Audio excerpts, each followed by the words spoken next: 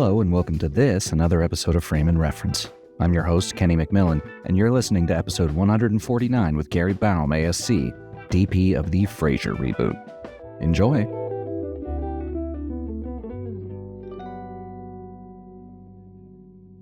It was nice that this was scheduled a little later because the show's a half hour, so I was able to watch the whole first season of Frasier before that. Okay. Normally it's like, all right, so there's 12 episodes, they're each an hour.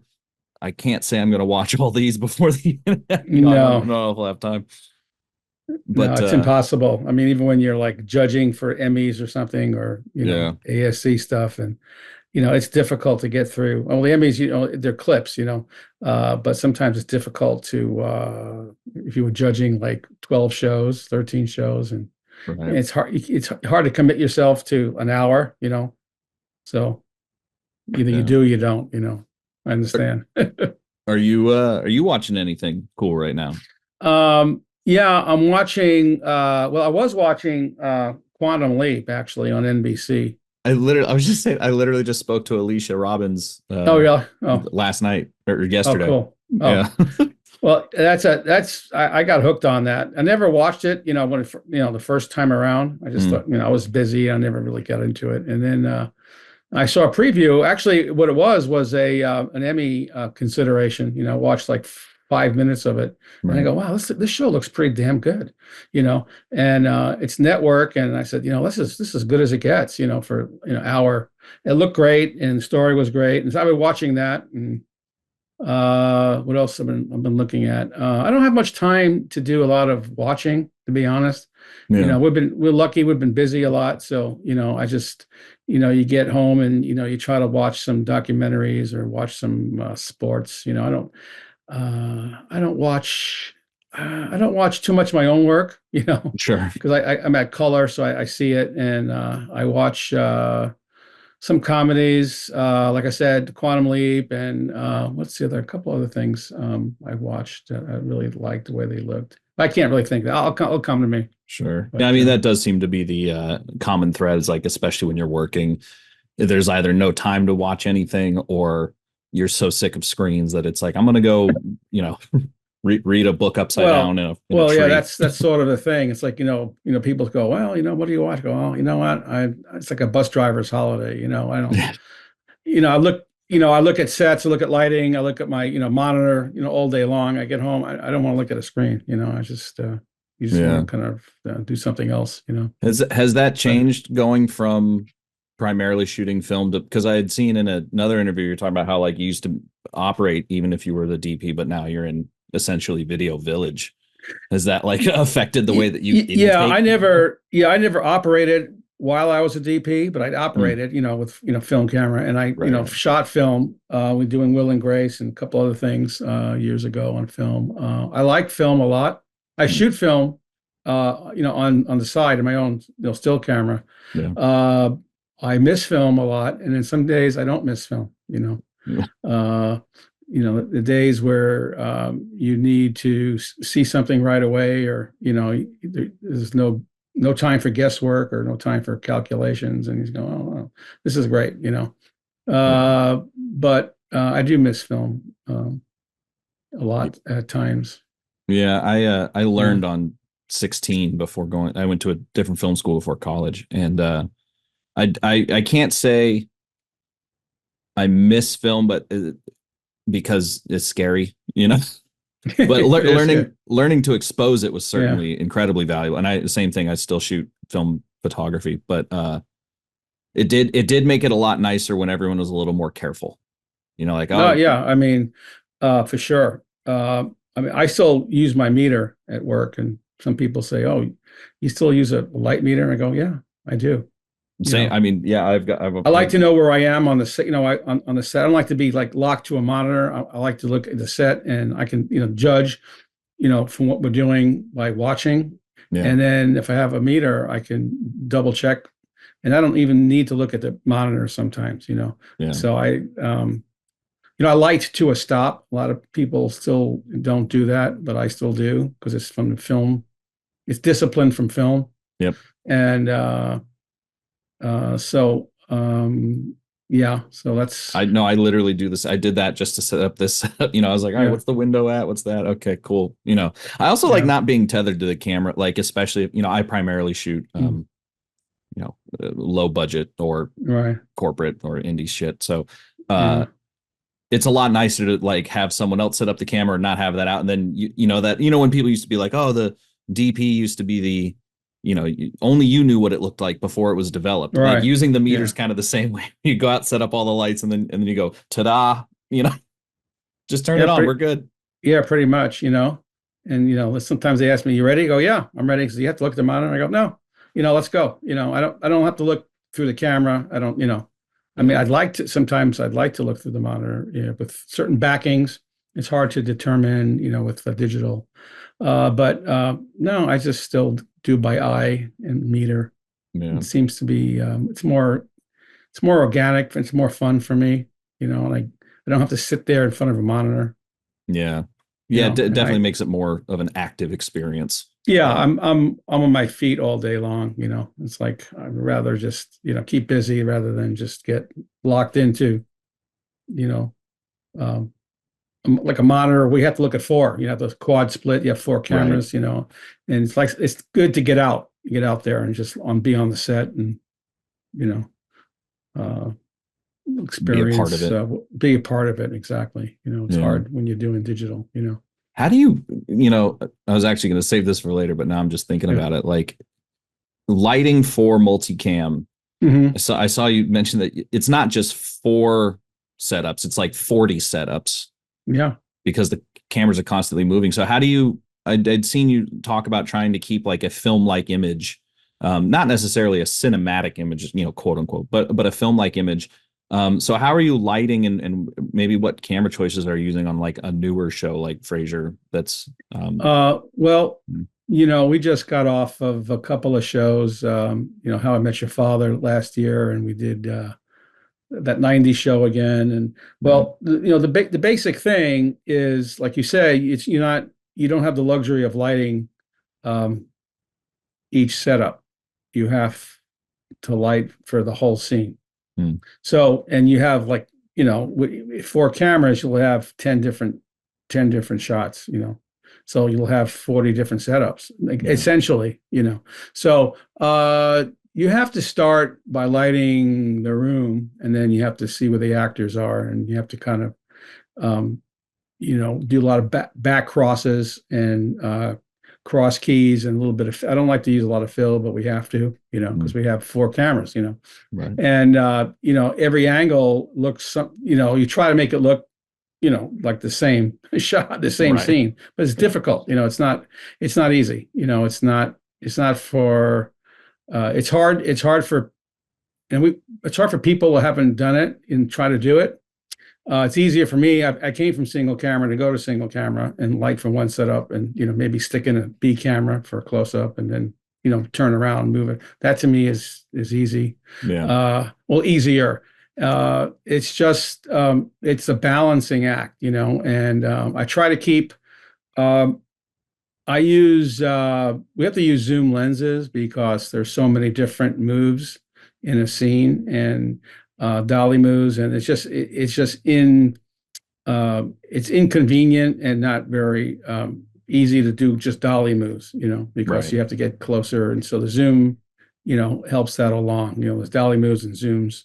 So I use four zooms, and I use the same focal length zooms for all four cameras. sure. Some Is it some still people use. the Primos? I saw you were using those on I Will am and still Grace. using the Panavision Primos 11-to-1s, Yeah, and I try to keep. I like to a stop. I'm about a four, give or take, and I need to do that to help like the assistants. Sometimes we don't have dollies all the time. Sometimes we have pedestals, right. and it's difficult for those guys. They were great. They do a great job. I don't know how they do it. I mean, I tried once, and it's just I just gave Well, up. yeah. Well, It's especially with like, all the cameras running around, yeah, do the ACs have time to like measure out each thing or? yeah. Well, the ACs, the AC, if we do have ACs, let's say we have like the show we're doing now has four dollies, Mm. So 4 ACs. So the ACs still have some time. Depends who's directing. If Jimmy Burrows is directing, you don't have time to do anything. Mm. It's very fast. You have to like figure it out after. Right. But they use we used to use tape measures. Bring out. There's no time for that. They use laser Yeah. lights. And the lasers are like, because I use one too, and like Yeah. they're good within an inch or two usually, Yeah, unless you get I an mean, expensive one. yeah, they're fine for what we do. Yeah. But I still have to give them a little bit of help. Because we're on the Sure. long end. I like to keep the lens on a long end to keep that lack of depth of focus. Um, running, so it has a little more of a cinematic look. I like the background to fall off, Yeah. and and we can't light from the floor. We have to light from everything's above, basically. Yeah. I carry some OB lights on the camera. Occasionally, we use those, to fill in, but otherwise, everything is from the grids. Everything's from the pipe above. Yeah. I imagine LED technology has absolutely changed how you light and probably operate this. Do you have a dimmer operator, or the light's just kind of always on? No, we have a dimmer op. Yeah. Yeah, we have. However, most of our units are still incandescent. I'm using. Really? Yeah, because we're using Fresnel, lights. Mole Richardson, The tanks. juniors, 1Ks, tweenies, all that. Yeah. Because of the throw, we have the lights have to be sometimes 20 feet away from the actors, maybe more. And then LEDs, I mean, they have that technology now, but they don't want to pay for it. Right. Yeah. Because each So, unit's, these 4 or 5 units, grand, 12 grand. Yeah. I mean, the units we're using, I mean, they're 60, 70 years old, some of them, Yeah. So, I mean, they're still working. So, and, some cameramen, some guys come by, and they look and they go, they're like, wow, you guys, it's amazing. They kind of like got this glow in their eyes, because, we don't, you're like 90% incandescent and we're like 90%, LED. Yeah. So we're just the opposite. We use a lot of LEDs for architectural work, stuff in, augmenting different architectural items, or the LEDs are used for on the OB lights, Yeah. or if we're in a blue screen situation in cars, I tend to use like the S30s and those LEDs. Sure. They just have a nicer for our purposes. There's always like shadows from doorposts or whatever, or right. seat belts or any kind of stuff like that. So I like to use those because they kind of wrap around nicely. Mm-hmm. And so in that sense, we're all LED on blue screen stuff, and we do a lot of that too. Yeah. So but mostly it's incandescent, I mean, you're gonna get beautiful skin tones at least. Yeah, I mean it still works. Yeah. It's just it's just how you choose to use it. It's just yeah. I remember I've said it before, but I remember the moment I was like, oh shit, I made it, was just seeing a zip light in person and being able to use it. Because in film school it was all either that open face what was it, the Tota light that Lowell made. It was just like a 7. Oh yeah, right. Bare. We had that. That's like a bare bulb. Yeah. Yeah. Really, really sick light, that one. They didn't tell us about diffusion at first. No, I mean that's the key. It's not just the light; it's how it's cut. Yeah. Do you are you the type of person that goes to like your Cinegears and your NABs and kind of like nerds out about it, or does that kind of outside your realm of enjoyment? It's sort of outside my realm of enjoyment. Yeah. To be honest, I'm not. I mean, it's all. I mean, I used to a lot, but there's so many. It's such a wide variety of things. I'm still into glass lenses. Yeah. And over the years I've gotten more into lighting rather than cameras, because cameras don't have that romantic pull to me anymore. They're just computers. Well, Well, and they're all Yeah. so good that it's like, Well, yeah, they're all, pick yeah, whatever you you want. can't, right. You can pick whatever you want, and they're all great. And, you don't want to get attached to one sometimes or buy one because, in 3 years it's going to be obsolete. Right. Well, not necessarily obsolete, but non-preferred, So, Yeah. I tend to like to, if I go to the shows, I like to look at different glass and different lights sometimes, and meet old friends. It's kind of a more of a social thing for me at this point in my career. Yeah. There are people out there I've known for, since the 80s, so it's kind of fun for that. But no, I don't get too much. I don't bog down too much with nomenclature, Sure. Sure. like even when we're lighting, I don't always know sometimes that, the new lights, I don't remember the names. Well, they don't give But them good names. They're all like no, GF XT 3000. And you're like, what does that exactly. mean? So it's like, I know S30s, S60s, I know, Yeah. but I, but I don't have to. It's just that's not. I'm more of a creative end of it, than a technocrat. I Yeah. don't necessarily, I don't necessarily want to build a watch. I just want to know, what time it is, or how to set the time. That's So, actually a good way to say it. so that's my take on it. Sure. What when lighting, I just banged through the entire first season of No. Frasier, so now that's fresh on my mind. But what's keeping you from just, this is a dumb question, but intentionally, what's keeping you from just throwing a big whack of diffusion over the entire set and just giving a big soft thing and kind of like covering it and just Oh, saying that's good? oh, I mean, sometimes you want to, but you can't. If I've said it before.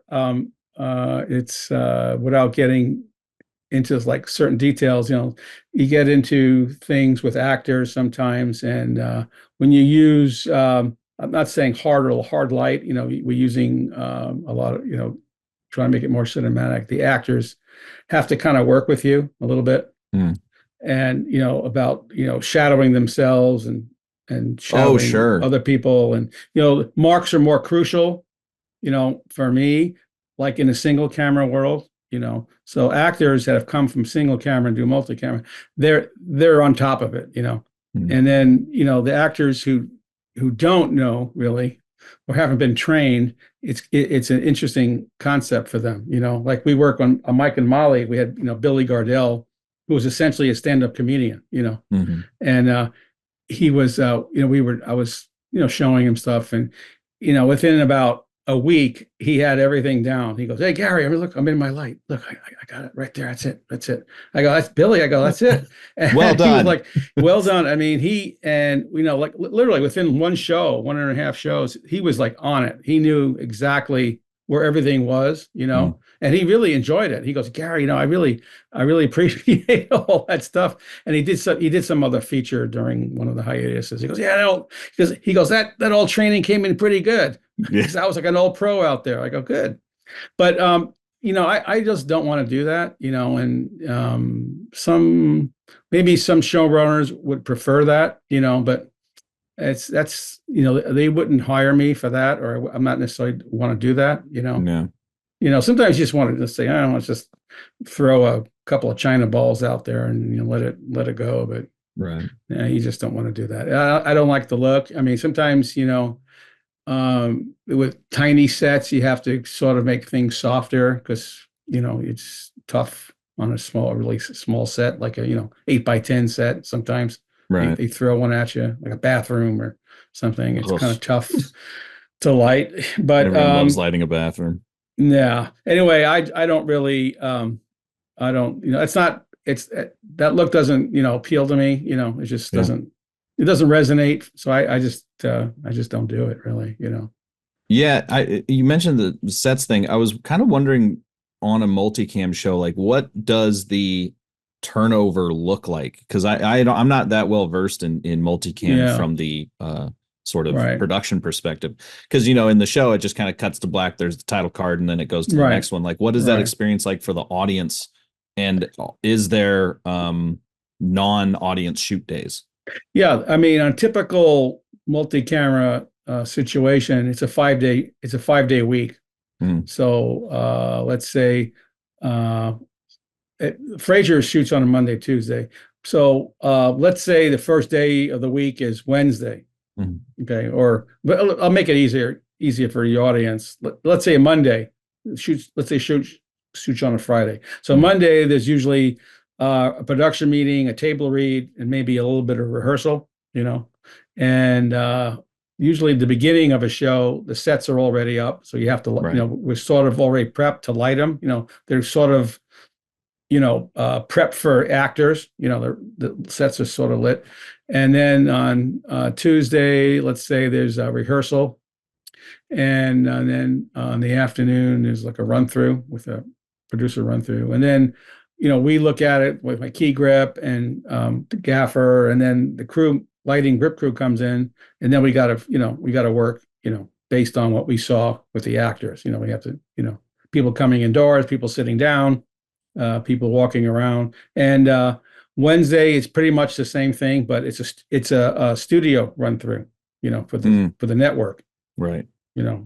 Let's say, so network, and they have notes, everybody always has a note, writing notes, Well, they got to earn that paycheck. They got to earn their paycheck. So it's never a lighting note because we're not really, but it's usually about, story points or dialogue or whatever. And on Thursday, the camera crew comes in and they start blocking the show with the director and the camera coordinator, who kind of facilitates, line cues to, get off a shot and get it on another shot, and that kind of nature. And on a day like that, sometimes we'll pre-shoot. More times than not, we'll pre-shoot something, especially maybe if there's a swing set that they want to get rid of, or some stunt or something with an animal, or kids, or something that you really don't want to take a lot of time in front of an audience. Right. And then on Friday is the same thing. You get there a little later, maybe, and have a rehearsal, and then there's a break, for about two hours, for dinner, makeup, whatever. And then we get to work. We're still doing final touches, and then the audience, files in, and the show starts at between 5 and 6 o'clock, and they have a warm-up guy and warm-up gal, and the audience will see a live performance. Really, I mean, it's like they're seeing a theatrical performance, with 4 cameras, so they can actually watch the sets, they can actually watch, or they can watch on the monitors, but they like to watch, they'd like to see the sets, Right. And then, they'll do a couple of takes to, sometimes it's more, depends, what happens. And then they move on to another set. The cameras shift over to the next set, or turn around, to the other set, and that's how it goes. And typical show takes about 3 to 4 hours, to shoot. So the audience usually pretty efficient. Pretty much, yeah. I mean, at that point, the show is pretty polished, but it depends on the showrunner. There's some shows that they're constantly rewriting. It's just they just don't leave anything alone. And then there's some shows that whatever is there, like especially on Friday, morning, it's there, unless it's a joke that they want to pitch, someone sees a joke and they'll throw a line in or throw, but basically it's there, they don't mess with it. So you do two, 3 takes, and then you move on, usually you get it in a couple of takes, the Clint Eastwood school of takes. Yeah, it's very there are shows like that, and there are shows that are just the opposite. So there's it's less efficient now, I think. I'm not blaming anybody in particular, but the younger showrunners don't get the idea of cutting sometimes. Film, it was pretty much a little more urgent. I would say urgent, and a little more, for lack of a better word, a little more cost efficient. Sure. Yeah. Because film is expensive, so you don't just keep the camera running. You just you cut. And But with like we're using file-based, cameras, obviously. Right. So now, uh, just leave the camera running, and it's like, well, that's not really great, Well, I So, imagine the editors aren't super thrilled with just well, getting no, I mean, massive then, single takes. well, yeah, then you have an editor with, um, you know, close to 2.5 hours of footage, and he has to cut it down to like 30 minutes. It's not Right. easy.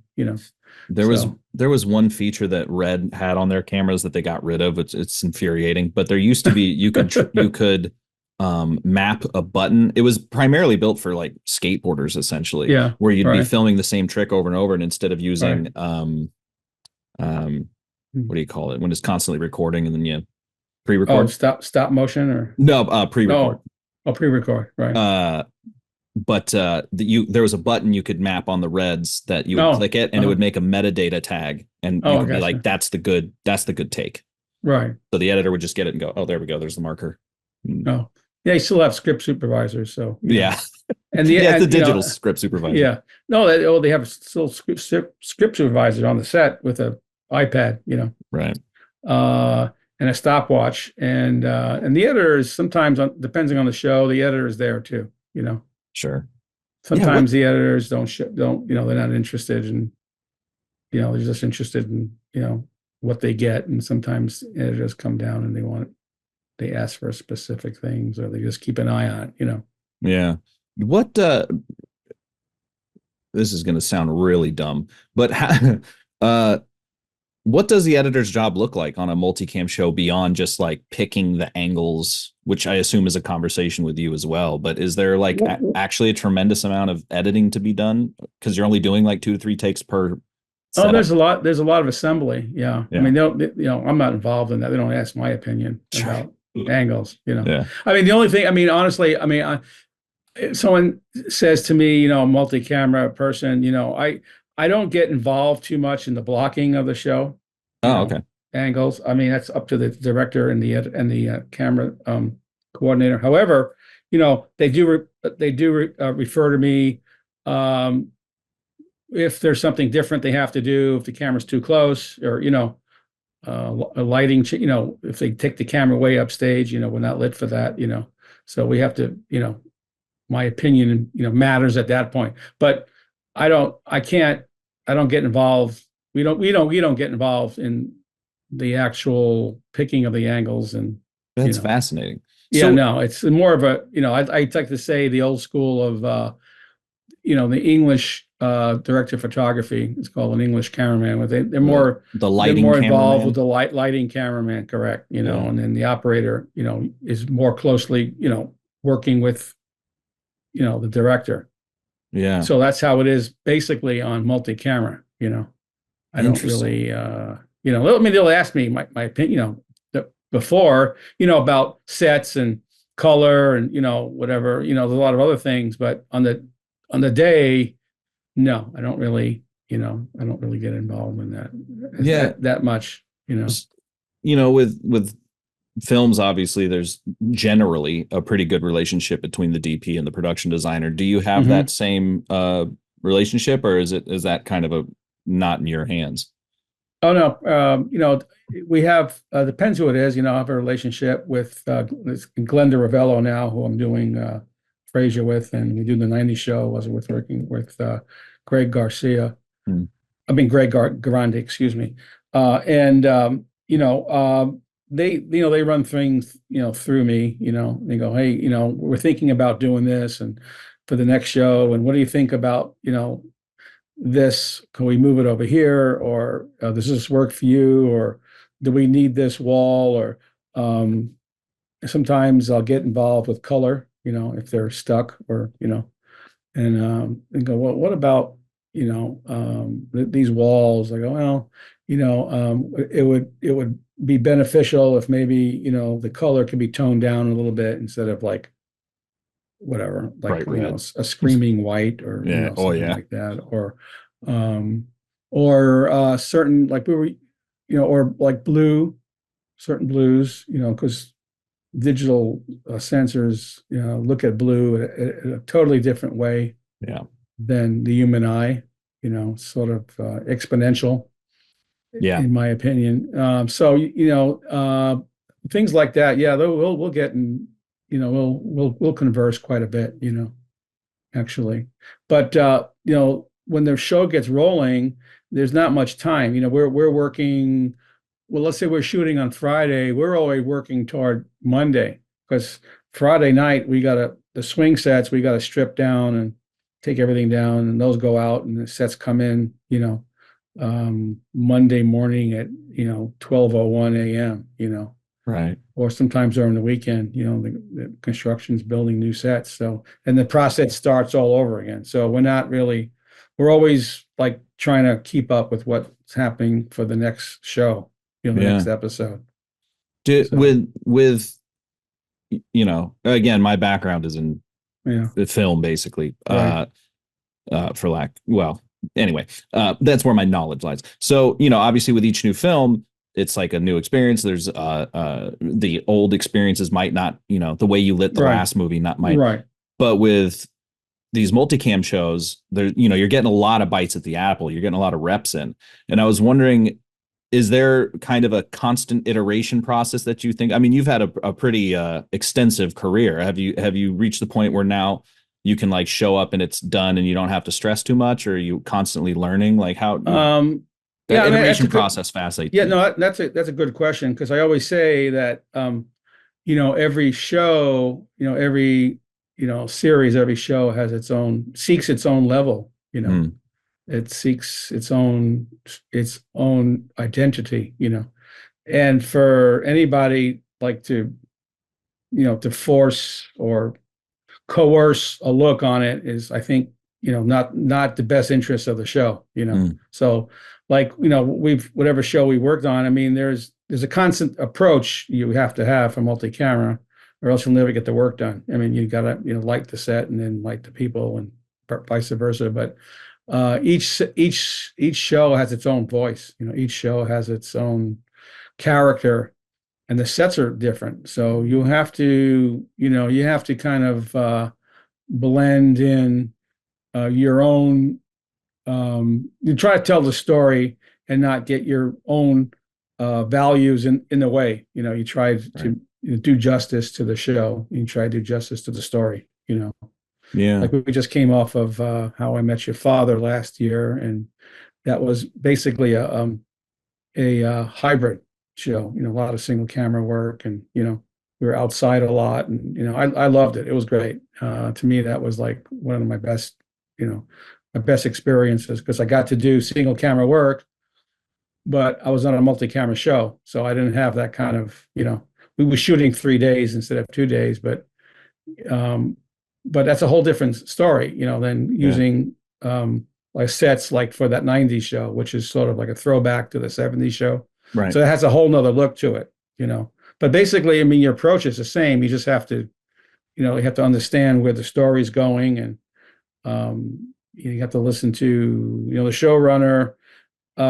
It's still their show, and they have a voice, and they have an opinion, and you have to kind of listen. You have to do a lot of listening, I think. Sure. And that will kind of guide you to where you got to go, Yeah. So in that respect, there's no lobbing it in there,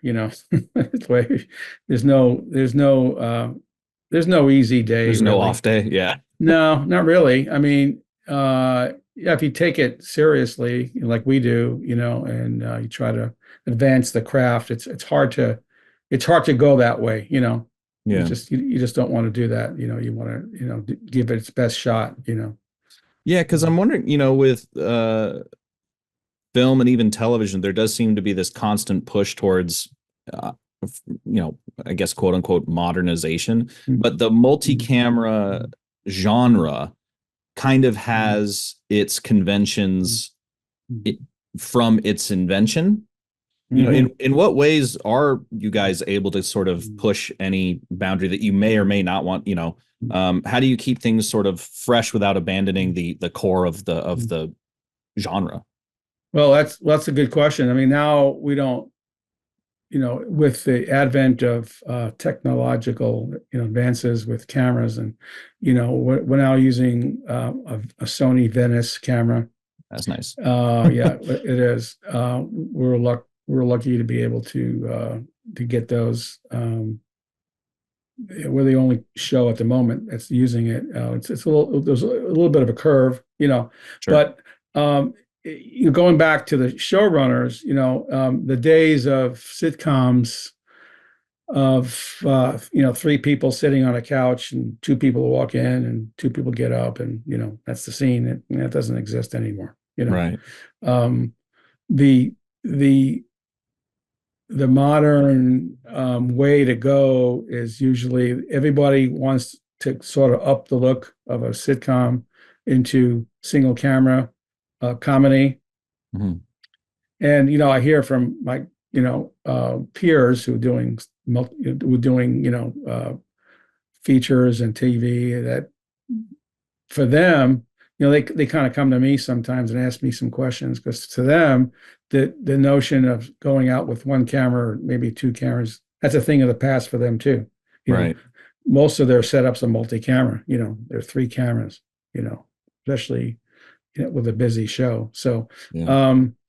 they everybody wants to up their game, and there's always a lot of different things to do. There's different sets, there's different situations, so you have to adapt to it. So in that respect, it moves forward, but in the other respect, if it's a show in front of an audience, there's certain constrictions that you have to, that are still there that they were 70 years ago. You have an audience and you have, your cameras, and you're shooting at proscenium style, in front of, there's basically three walls. Yeah. So that's a constant, really. So that's, I mean, that's a kind of a short answer to kind of a very broad question. Sure. Yeah. I But am not the I hear master you. of precision. What made so this is three thoughts at once, but using, for instance, like Young Sheldon as an example of taking a multicam show and then just making it single cam, basically. Right. Yeah. What kept you guys doing that for Frasier? Because maybe modern audiences want a Frasier that's shot like that. I don't know. Basically, the showrunners, and Kelsey Grammer, he's spearheading it. They wanted to keep it a traditional show, Fair enough. so they wanted to keep it sort of, modern as a story is, but basically they like the format, Yeah. The format still works, Yeah. So a lot of people love the format, and I love the format. I think it's great. I like shooting, like on How I Met Your Father, we shot for 3 days, basically block and shoot. I didn't like it in the beginning because I thought, I kind of missed the audience, but after a while, there was no other way to do that show. It would have been impossible to do that show any other way, because there was just so much packed into that show, Yeah. But then some shows like Freight, it lends itself to it. Matter of fact, this year the audience is up to 300 no, it's 290 people. Damn. It's huge. Yeah. I mean, it's like 100 more people than it would have been in a traditional bleacher setup for the audience, which is like 185. Right. And I think the reason for that was there were people clamoring for tickets. They wanted to see the show. Yeah. So they wanted to, they wanted to accommodate as many people as possible. So in that respect, it shows that, people still want to see the show. They like the format, Yeah. Well, and it's kind of one of those everything old is new again situations, I imagine, for the audience, where like there aren't too many multicam shows anymore. So there's an element of novelty where you're like, oh shit, we actually get to see the actors do it. It's like the universal behind the scenes tram tour of television. Yeah, exactly. That's exactly it. I mean, it kind of ebbs and wanes, over the years. I don't know if it'll ever get back to where it was. but maybe it shouldn't. I don't know. Like they always talk about streaming, and what they say, there was 540 shows out there to Yeah. watch. I mean, some figure like that. I don't I know. It's I like think that's between, and everybody slowing thought, down. well, yeah, that's was unsustainable. Yeah. It's like I have a friend of a friend, and she says, "Oh, have you seen this? Have you seen that?" I go, "No, I don't even know where that exists." It's like, Yeah. and I said, "By the way, where do you have time to watch all of this? I mean, like, are you watching like 24 hours a day? Are you sleeping? I mean, because there's so much out there. There's no time. So I think it was overproduced, and now it's probably coming back to where it's a sustainable system. Yeah. So I think maybe multi cameras is sort of making a little bit of a comeback. Yeah. Network is starting to realize that. I mean, the streaming obviously realize they're not making any money. So, they're always making fun of linear broadcast, but linear broadcast pays the bills. Well, also we could use TV Guide again. Now, Yeah. when people are like, "What did you see that?" It's like, who made that one? And it like even the Right. production companies jump around, so you can't be like, "Oh, it's Fincher. I know it's Netflix." It's like, "Oh, he just did one for HBO." You're like, "You what?" Yeah. So, I think there's a shakeout thing going on now, and obviously, so I don't know where it's going to end. If I think if anybody knew, They'd be buying there wouldn't lottery be, tickets. yeah, there wouldn't be a discussion, Yeah. But yeah, we'll have to see, But I think the death of the multi-camera sitcom is maybe a little premature. Oh, I mean, I'm 100%. hoping it is, because I love it. I fell into it years ago, and I kind of like it. I like to laugh. I like comedy. And, Yeah, because I guess that's the other thing too is you can, like, I got a pretty big shotgun laugh. Like, if you're with a live audience and you're behind the monitor and something funny, you can just giggle. Like it's gonna, oh yeah, it's gonna blend yeah. in. Well, yeah. I mean, you're not only you're encouraged to, sometimes, like my director we worked with for many years, James Burrows, obviously the king of Titan. comedy. Yeah. He'll say, he used to say, well, if my camera crew isn't laughing, it ain't funny. Yeah, And if you can get the grips, you've won. there's the guys at the camera when they're blocking. If there's an element of laughter to be had by people who are watching all the time, you have something there. I mean, there's an element of truth to that. To say you're jaded and whatever it may be, but there's something's funny. It's funny. You got to laugh out loud. So, Yeah, I mean, I do still. Some sounds funny. It's funny. That's the thing is I was gonna say I produce a stand-up show, and a lot of the comics will just be in the back, and the way they appreciate good comedies, they usually go, "Yeah, that's funny. It's the funniest thing I've ever heard in my life." Really good. And if you can get one of them to actually laugh. I don't do comedy, Right. but like, right. because it takes them by surprise because it's so good. It's like, that's how you know Right. you got a winner. Write that Right. one down. Yeah, pretty much. Yeah, I mean, I work with, like I said, stand-up comic, Billy Gardell, for quite a few years, and they're naturals in front of a camera, Yeah. for sitcoms, because they love that feedback for the audience that only an audience can give you on a performance. They really, they really feel that, so they know if it's funny or not, and Well, so. and I'm sure they've got great, like, I don't know how to describe it, but like audience feedback timing. Like they know when to start talking. Oh yeah. They've always heard laughter. Right. So Right. You gotta have, I mean, you learn a few things here and there with big, but you have to let it breathe a little bit. You have to kind of, wait for the laughter to die down a little bit before you deliver your next line, because then people can't hear it. yeah. There's a cadence to that. It's the same thing when you're on stage, giving a performance. If the audience is roaring, you got to hit. You got to, you got to wait for them to die down. You got to, give them a little breather. You got to let them hear the next joke. Yeah. So, in that respect, yeah, there's a lot of, there's a lot of timing involved. Yeah. In multi-camera.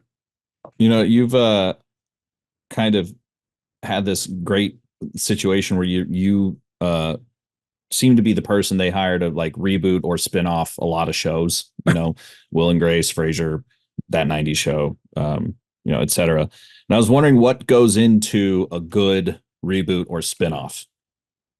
Well, I mean, and on in my end, is that you have to kind of, well, obviously the writing has to be okay. I did the original Will and Grace, right? And then when we did the reboot or whatever, they wanted everybody back, and we had such a great time on that show, and Max Muchnick and Dave Cohen who created it. They gave me my break, to move up, and so I felt like I really wanted to come back and do that, because it was just a great experience for me, and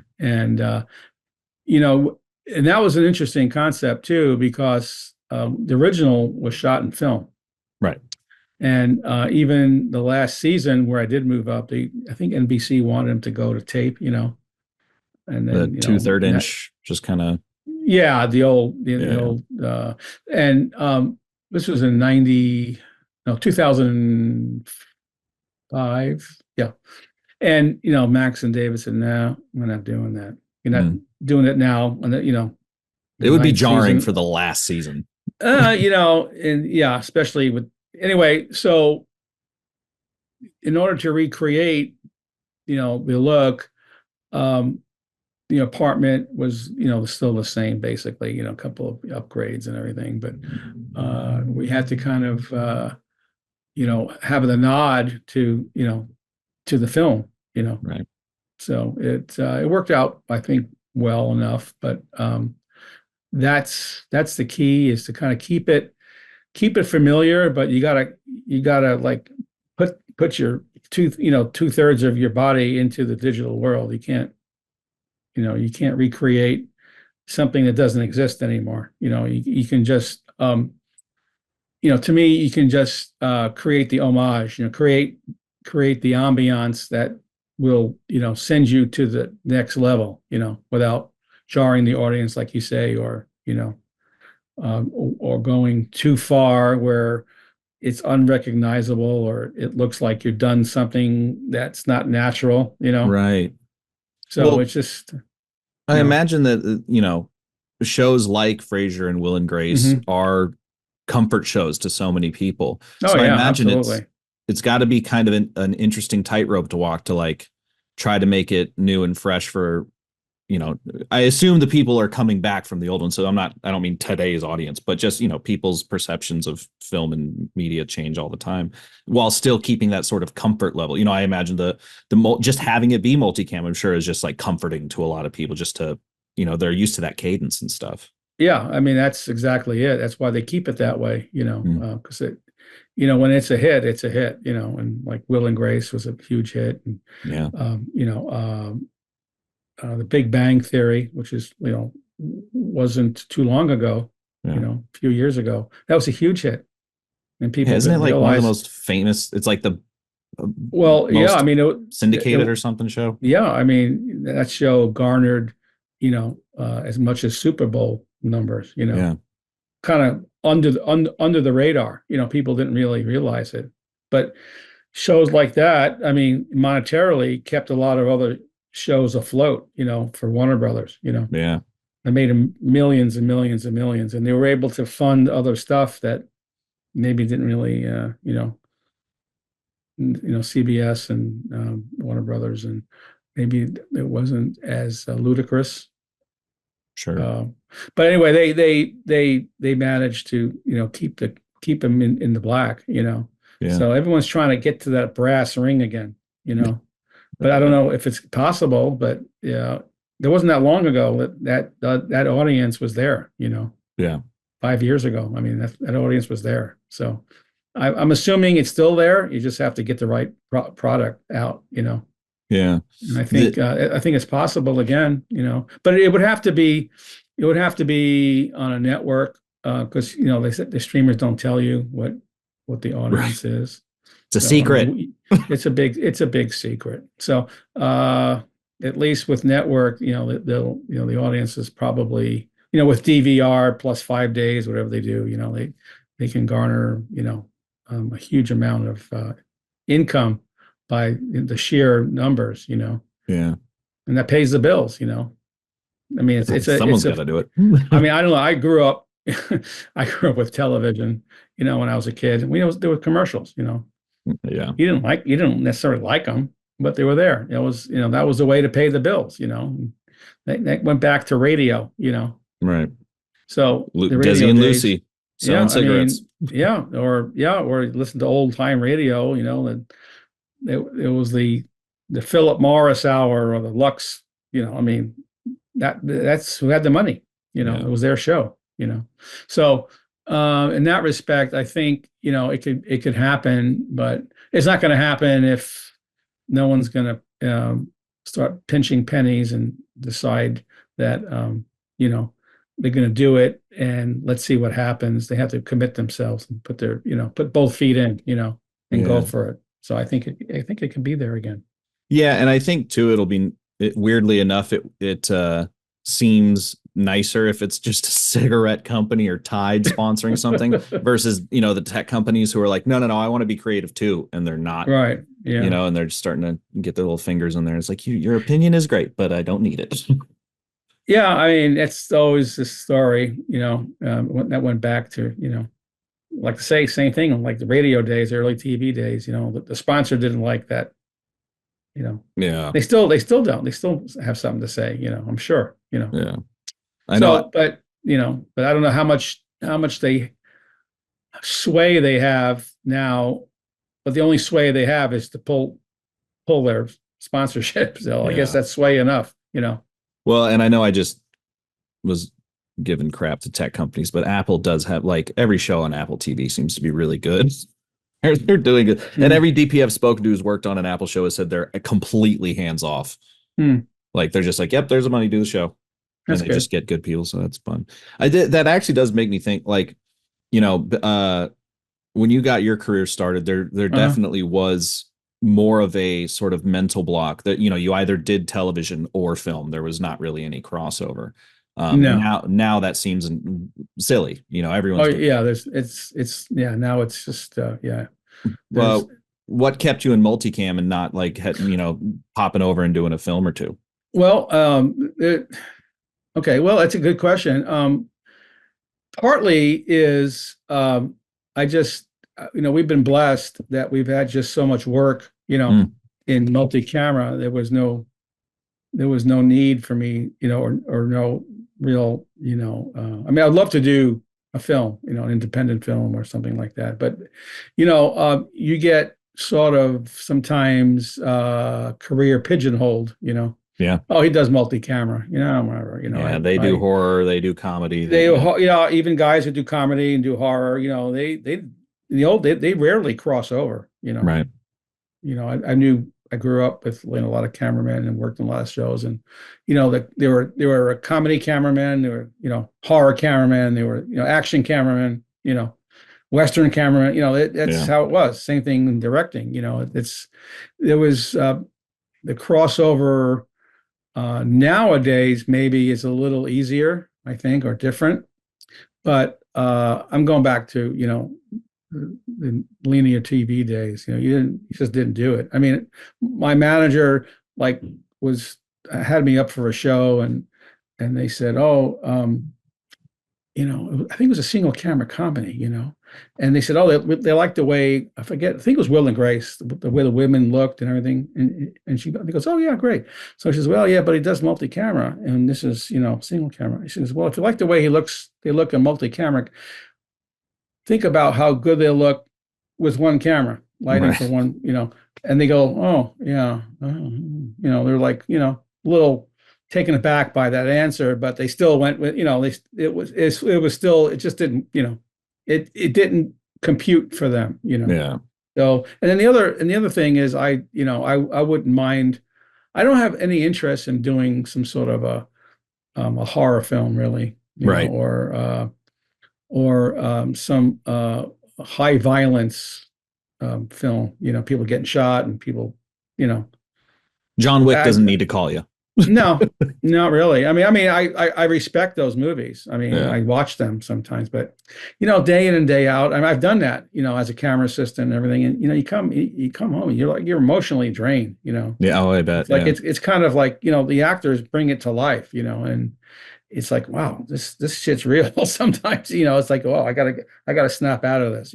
Yeah. So, but I do like to laugh, and I find that the multi-camera situation affords me a lifestyle that I can have. I raised a daughter. I was able to take her to school Mhm. sometimes, and get to see some of her plays and go to her stuff because I wasn't working 16 hours a day. Right. I had I had one or two later evenings, and everything else I was able to be off and you know and Yeah.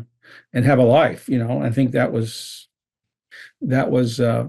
something that I figured out later, because like I said, I started out in the single camera world, Yeah. doing a lot of action TV shows, and so I fell into it and I never left really. So Well, and yeah, this is going to sound mildly pejorative, but I don't mean it. But multicam does. I just remember the only other multicam guy I think I've spoken to is Don Morgan, and he kind of mhm. said the same thing about like Yeah, it's about as I'm putting words in his mouth, but it was yeah. essentially like it's about as close to an office job as you can get as a DP because there's set times, you show up, you're done, you go home.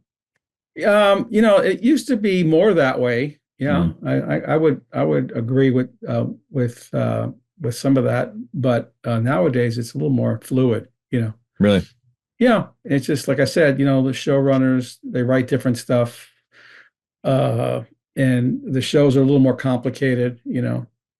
So yeah, but it's still a great way to be creative and not getting um, your brains, beat up every day.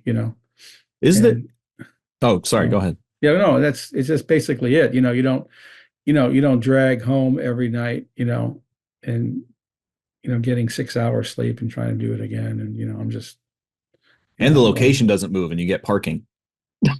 well, sometimes, yeah. Yeah. Yeah, exactly. That's always the fun one when they're like, all right, so we're working here. The parking lot is 4 miles away. We don't have a shuttle. Please bring your Right, gear. right. Is there room? I just had this thought. Is there room for improv in multicam, or does Yeah, everyone kind of have to stay locked down? yeah, it depends on, the showrunner, it depends on the writers. Sometimes they'll let them go a little bit, and sometimes they're very set, in whatever is you know, being written. Yeah. If they transpose a word or two sometimes, but no, I wouldn't say there's a lot of room for improv. I mean, there's room to develop your character, obviously. Every actor brings their own take to a character, and then they um, expound on that. Yeah. But just general improv, I don't know. I think it's on a case by case basis. You Totally. know, Yeah. yeah, I would say that's probably accurate. Sure. Well, that time flew by, but I did. I don't know if I had. Let's see. Congrats on all the freaking Emmy nominations. There's 107. That's pretty cool. Yeah. Let's move on. Not uh, 107, but yeah, 105, whatever. okay. But I did want to ask because you said you're moving on to the Venice. This is just a dumb nerd Yeah, question, uh-huh. but is that changing your lensing and lighting at all, or are you just shooting Super 35 on that and keeping everything the same?